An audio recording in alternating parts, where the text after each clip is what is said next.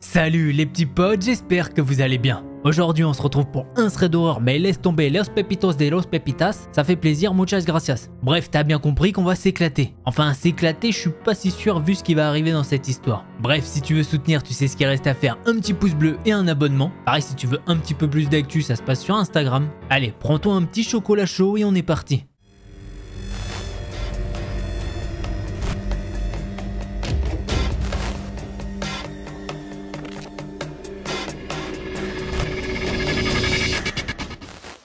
L'histoire que je vais vous raconter, c'est celle d'Alex et de Max. Les deux garçons sont hyper fans de sensations fortes, surtout quand ils ont peur et qu'ils sont terrifiés. Mais bon, vous l'imaginez bien, si aujourd'hui on est là, c'est pour parler de leur expérience la plus traumatisante qu'ils ont jamais vécue. Allez, un petit peu de contexte, ça fait pas de mal. Au moment de cette histoire, Alex et Max viennent de finir le lycée. Et ils sont amis depuis leur plus tendre enfance. Donc ils se considèrent comme des frères. Tout ce qu'ils font, ils le font ensemble. Donc un jour, Alex il s'est mis en tête d'aller en forêt et de visiter le coin. Et bien évidemment, il décide d'emmener obligatoirement Max avec lui. Sauf que Max, il est pas du tout emballé à cette idée. Puisque en plus de ça, eh bien Alex il veut visiter la forêt mais de nuit. Bon, comme l'écrit Alex, maintenant avec le recul, il sait que c'était totalement débile. Mais à cette époque-là, ils sont assez jeunes et c'est plutôt normal de faire des bêtises à cet âge-là. Alex arrive à convaincre Max avec surtout un argument. Il lui dit qu'ils doivent absolument faire cette activité avant qu'ils ne partent pour l'université. Et surtout, c'est que ça va être le fun assuré. Ils aiment les sensations, et bien là, ils vont avoir un maximum de sensations. Et pour couronner le tout, Alex a trouvé un super endroit sympa à visiter. C'est au milieu de leur trajet. Car oui, bien évidemment, Alex a déjà tout planifié. Même si Max, il est pas vraiment d'accord avec tout ça. De toute façon, Alex, il connaît bien son ami et il sait que coûte,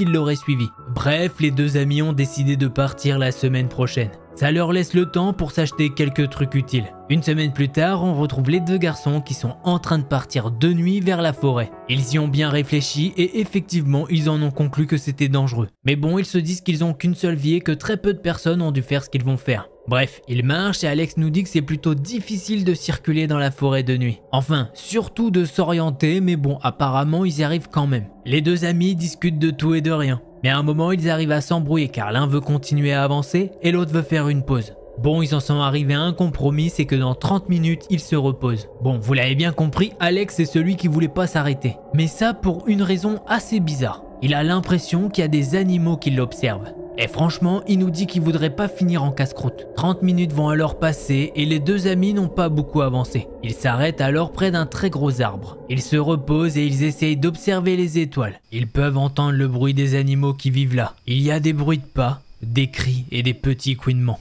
Bref, la vie en forêt quoi. Et ça, c'est un moment totalement magique pour les deux amis. Après un bon repos, les deux garçons recommencent leur marche. Le temps passe, ils ont bien avancé et aucun accident à l'horizon. Ils décident à un moment de s'arrêter pour planter leur tente dans un endroit assez calme et bien caché par la végétation. Puisque oui, le soleil commence à se lever. Pendant qu'ils dorment, il n'y a rien à signaler. Les deux garçons se sont levés en fin d'après-midi et ont décidé d'avancer. À un moment, ils ont pu voir le coucher de soleil qui était magnifique. D'ailleurs, Alex, il est super content. Puisque quand ils sont allés dormir, eh bien ils ont eu le droit à un lever de soleil. Et quand ils se sont réveillés, peu de temps après, ils ont eu le droit à un coucher de soleil. Bref, la nuit est tombée et les deux amis avancent. La progression est un petit peu plus difficile que la veille car le chemin est en pente. Et franchement, là où ils vont, ça a l'air vraiment dangereux. Du coup, ils prennent beaucoup de précautions. Max demande à Alex s'ils sont obligés d'aller dans cette direction, puisque lui, il est pas très confiant de mettre sa vie en danger comme ça. Alex lui dit alors qu'il n'y a rien de dangereux et qu'il va lui montrer. Alex passe le premier et au milieu de la pente, il y a un petit écroulement. Ce qui fait qu'il a failli tomber dans le vide. Mais à ce qui paraît, rien de grave. Il se retourne alors et dit à son pote « Tu vois, y a rien à craindre, je suis passé, allez à ton tour. Et si tu veux, je t'envoie carrément une corde hein. » Alex lui envoie alors la corde, comme ça si Max tombe, il pourra s'accrocher à quelque chose. Max commence à essayer de passer, mais en fait il est totalement pris de panique. Il reste tétanisé, bloqué à demi-chemin. Alex a dû venir le raisonner car il criait qu'il n'y arriverait pas et qu'il ne pourrait pas faire ça. Bref, il a réussi à raisonner Max et les deux garçons sont passés. Non sans frayeur, mais au moins ils sont passés. Les deux garçons décident d'arrêter leur petite aventure pour aujourd'hui et d'essayer de trouver un bon emplacement. Là, Alex il lui dit qu'ils ont juste à marcher 20 minutes de plus et comme ça ils auront un hyper bon spot. Et comme ça ils seront rapprochés de l'objectif du lendemain, c'est-à-dire une grotte. Ils arrivent alors à l'emplacement 40 minutes après étant donné qu'ils se sont un petit peu perdus dans la nuit. Leur nuit / jour passe et Alex a pu sentir des regards sur lui. Il peut entendre des bruits bizarres qui résonnent tout autour de la tente. Mais bon, au final, les deux garçons ils s'en préoccupent pas plus que ça étant donné qu'ils se doutent qu'il doit y avoir d'autres randonneurs. Alex explique à Max qu'ils vont laisser la tente et leurs affaires ici car ce soir ils vont aller visiter la grotte qu'il a trouvée sur internet. Par contre, il lui dit de prendre sa lampe torche et qu'avant de partir ils vont quand même manger un peu. Une fois que c'est fait, ils se mettent à marcher en direction de la grotte. Le trajet leur prend une trentaine de minutes. Arrivés devant la grotte, les deux garçons peuvent sentir une odeur horrible. Bon, apparemment ça pue vraiment du cul. Mais bon, ils décident quand même d'entrer là-dedans, puisqu'à la base je vous rappelle qu'ils viennent là pour avoir peur, c'est ça leur kiff. Ils s'avancent et au fur et à mesure ils se rendent compte que la grotte est dans le noir total. Ils s'enfoncent petit à petit dans les entrailles de la grotte. Plus ils s'enfoncent, plus il fait froid. Quand d'un coup, Alex sursaute, il entend des bruits de pas derrière lui. Il se retourne et il voit Max qui lui demande ce qu'il fout.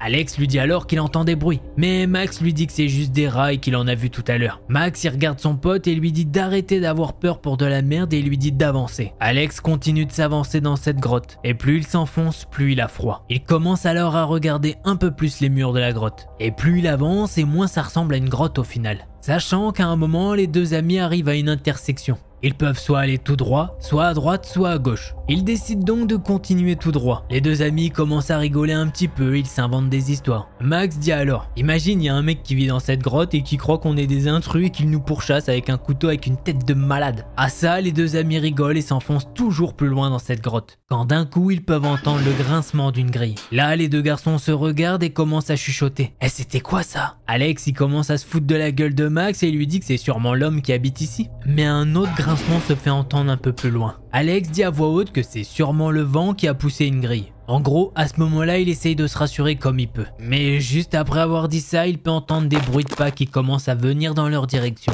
Les deux garçons s'arrêtent d'un coup pour essayer d'entendre d'où peuvent provenir les bruits. Le truc, c'est qu'il s'est arrêté brutalement. Du coup, Max, qui était juste derrière, lui est rentré dedans étant donné qu'il n'a pas de lumière. Et là, réellement, c'est la catastrophe. Malheureusement, Alex, il a lâché sa lampe torche qui est tombée dans l'eau juste à côté d'eux. Il se baisse alors, il la rattrape et essaye de la faire fonctionner. Mais malheureusement, elle ne fonctionne plus. Ce qui fait que maintenant, ils sont dans le noir le plus complet. Les bruits de pas commencent à se rapprocher d'eux. Puis un autre grincement se fait retentir dans le tunnel. Là, les deux garçons commencent à s'embrouiller. Et du coup, à ce moment-là, ils font pas forcément gaffe à leur environnement. Sauf qu'ils vont vite revenir à la réalité. Étant donné qu'ils peuvent entendre un rire terrifiant. Un rire qui se fait entendre dans toute la grotte avec un écho. Les deux amis décident de repartir alors et ils cèdent du mur à leur droite. À ce moment-là, Alex il se dit que ça va pas être trop dur étant donné qu'ils ont toujours pris tout droit. Mais là, gros coup de stress. Ils peuvent entendre que les bruits de pas commencent à être des bruits de quelqu'un qui court dans le tunnel. En même temps, le rire diabolique se fait entendre de nouveau à chaque fois que l'écho se termine. Les garçons sont totalement terrifiés. Et à un moment, c'est Alex qui percute Max. Et tous les deux vont alors tomber à l'eau.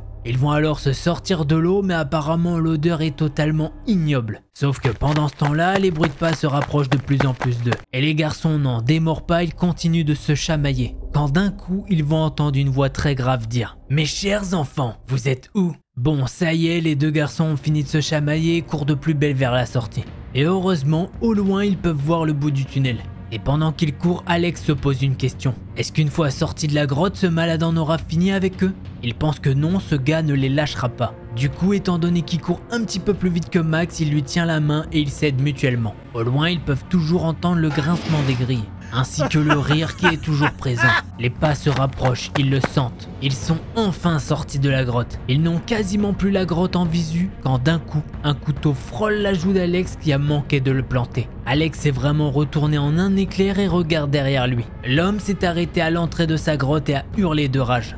Heureusement pour eux, le soleil avait commencé à faire son apparition. Ce qui fait qu'ils ont pu un petit peu voir cet homme au loin. Il était extrêmement sale et il avait l'air de lutter contre lui-même. Apparemment, il avait les yeux d'un fou. Il souriait avec toutes ses dents pourries ou du moins ce qui lui restait dedans. Pendant ce temps-là, Alex il est un petit peu sonné. Du coup, Max va alors le tirer en arrière de toutes ses forces. Autant vous dire qu'après ça, ils ne sont même pas retournés à leur campement. Ils ont essayé de faire au plus vite pour retourner en ville. Ils voulaient absolument pas tomber sur ce malade dans la forêt. Une fois sortis de la forêt et après avoir repris leurs esprits, ils sont allés voir la police. Ils ont donc essayé d'expliquer leur histoire. Et l'un des policiers leur a appris qu'ils n'étaient pas du tout dans une grotte, mais dans les égouts. Et autant vous dire que quand ils ont expliqué leur histoire, les policiers avaient l'air de s'en foutre littéralement. Apparemment, rien n'a été fait, les policiers ne se sont même pas déplacés. À ce jour, les garçons ne savent pas qui habitait là-bas et qu'est-ce qu'il leur aurait fait s'ils les avaient chopés. Après ça, ils ont passé beaucoup moins de temps dans les forêts et surtout parce qu'ils sont rentrés à l'université. Effectivement, je peux comprendre qu'après ça, t'aies plus trop envie d'aller en forêt. Les deux garçons, ils voulaient se faire un kiff avant d'aller à l'université, et ben c'est parti en cacahuète. Bon, je sais pas si t'as aimé cette histoire, mais si c'est le cas, et ben hésite pas à mettre un petit pouce bleu et un abonnement. Et si jamais tu veux regarder d'autres threads d'horreur, je t'invite à aller voir un de ces deux-là. Allez, en attendant la prochaine vidéo, portez-vous bien, tchuss les petits potes.